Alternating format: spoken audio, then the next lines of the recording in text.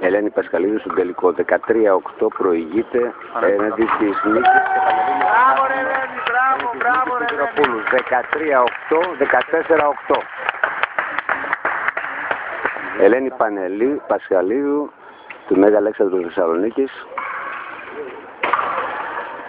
με τη Νίκη Σιδηροπούλου που ήταν στους Ολυμπιακούς Αγώνες. 14-8 το σκορ.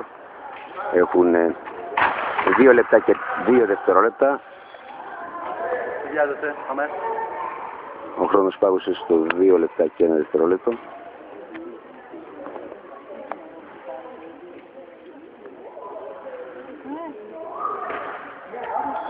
Ετοιμάζει οι αθλήτριες.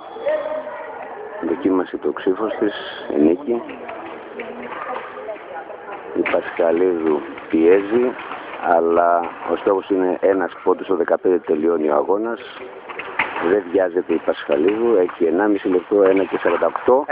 Έδωσε το φίλημα η Νίκη Σιδηροπούλου. Μην βιαστείς Ελένη, δικός είναι ο χρόνος. Δεν χρειάζεται βιασύνη. Ελένη Πασχαλίδου του Μεγάλου Αλεξάνδρου, το τελικό. Μουσάει τελείως ο αγώνας στην Κερκίδα. Σηκώνεται ο Γιάννης ο Πασχαλίδους, ο πατέρας της, με τον αδερφό της, τη Γιώργα της Φιλαρούνε. Έτσι.